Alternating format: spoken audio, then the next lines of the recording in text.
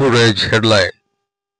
নেপালে সোমবার বিক্ষোভের জেরে গুলি চালায় পুলিশ, অন্তত ১৯ জন নিহত, অসংখ্য মানুষ আহত হয়েছেন। বিক্ষোভকারীরা ব্যারিকেড ভেঙে আইনসভার সংরক্ষিত নিরাপত্তা জোনে ঢুকে পড়লে এই ঘটনা ঘটে।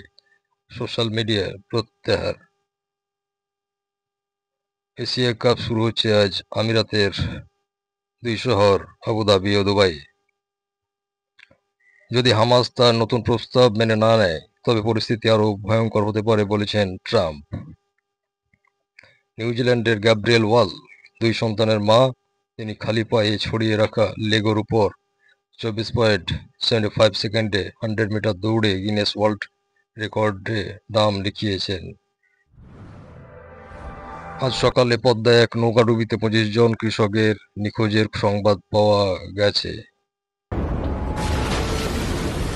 কারের টাকা ফেরত চাওয়ায় দিল্লির এক যুবকের রহস্যজনক মৃত্যুর খবর সামনে এসেছে।